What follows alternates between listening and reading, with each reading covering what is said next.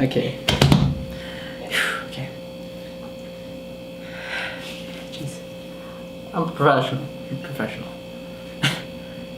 Hey guys, Adrian here for DigitalDojos.com, and this is the Dojo episode number 4, where this is all about me sharing with you guys my own business experience and things I learned along the way, and advice and whatever I can share to you guys who are aspiring to do any sort of business on your own, you entrepreneurs out there, all that good stuff. So this one specifically, this episode, is all about employees and not just what to look for, but hiring, that whole process, what's taken into consideration. So you guys can check out the last previous videos. They have their own topics and so on and so forth. So with that, let's just jump right into it. I started out obviously running everything by myself when I started on YouTube, but it was through YouTube that I met a couple of the people that I continue to work with today and formed relationships over time. A lot of it stemmed from the community on YouTube and people who I just reoccurringly saw commenting my videos, and eventually got to network with, and those guys turned out to help me a lot with developing my websites, maintaining everything, and even now today working on some projects together, all that good stuff. So when it comes to hiring, I think in terms of employees and stuff like that, I've had a couple years of experience with that, starting my 2 businesses. Couple things to take into consideration when you're starting a business. One, you got to think about the hierarchy and the structure and how you want that to work. I'm the CEO, and in my business, the chief executive officer. If you're walking to a project where you're going to be co-founding it or finding it with somebody else, then you want to take into consideration what role you play in the company. Whether or not you're going to be a founder, or you're a chief executive officer, if you are in the financial end, the CFO. And that's more on the higher level of businesses when you start out. If it's a very small business, then it's you end up doing a lot of different things. When I started out, I was the financial end, I was the programming end, I was everything. I was a graphic design department. But nowadays I delegate that, and that's a lot about what you learn as you grow as a business. It's a lot about delegation and learning where to pass off certain things when it comes to hiring employees. Also, for that matter, to decide whether or not to hire an employee, you got to decide whether or not you need a couple things. Whether you need a part-time, somebody who you're hiring part-time, or somebody you're hiring full-time. Also, whether or not you need them on like a full-time basis or a contract basis. Because nowadays on the internet, you can get a lot of stuff done through freelancing. There's a lot of people who are willing to do specific jobs for a one-time payment. So if you need a logo, for example, just that one time, you don't need to hire a designer full-time. Then you can just get somebody who will do that logo just for that one job, and that be it.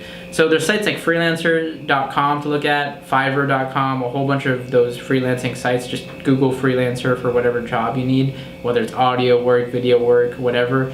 Freelancing is a big thing, but learn to delegate. Learn to go outside and hire other people to get jobs done for you. Because I think one of the biggest things I learned about when hiring, it's not about looking for it's not about, to me, focusing on weakness, like where they lack. It's about focusing on their strengths. The same with me. I don't focus on what I don't know. I focus on what I do know, and I give the jobs out to other people in the areas I'm lacking in. And that's what has made me, to be able to where I am today in terms of my success and all of that. I rarely focus on what I can't learn or what I don't have the time to learn or whatever it may be, because there's other people who are way more skilled and talented than I am.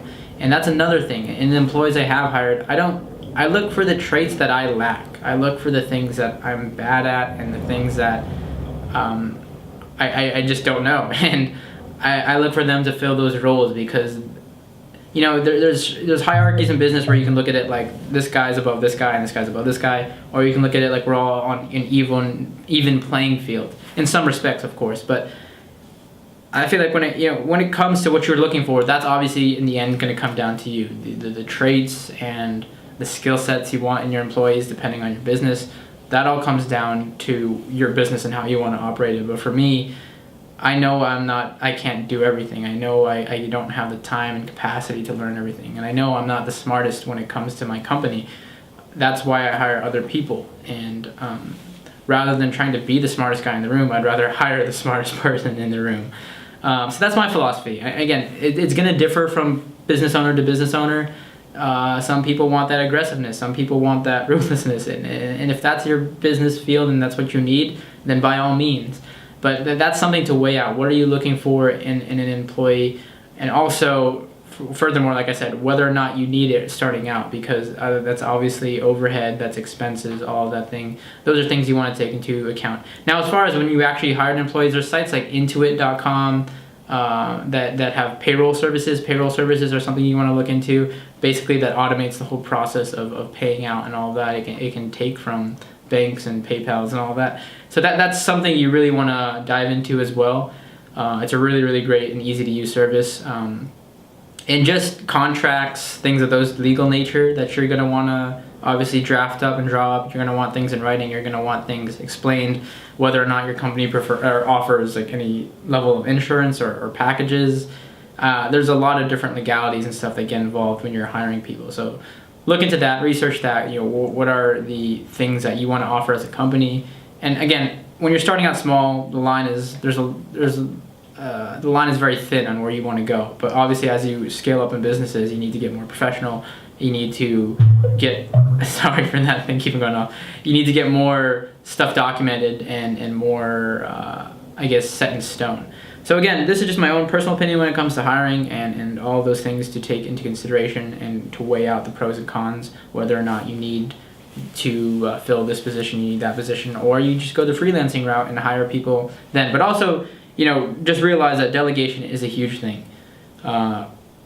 Putting out specific, and it's hard in the beginning. I know for me, like when I started this company, I had 110% control, and to let go of parts of that, to let go even if just 10%, 20% here and there, it can physically hurt me because you're so used to controlling everything, and then you have other people's inputs, and you need to get used to that. You need to humble yourself. You need to realize that you need to let go in order for it to grow and so on and all of that.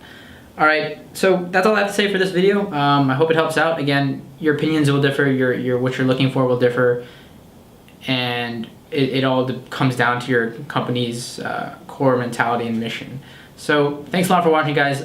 Check out the other videos in this playlist for more business tips and advice, and I'll catch you all in the next video.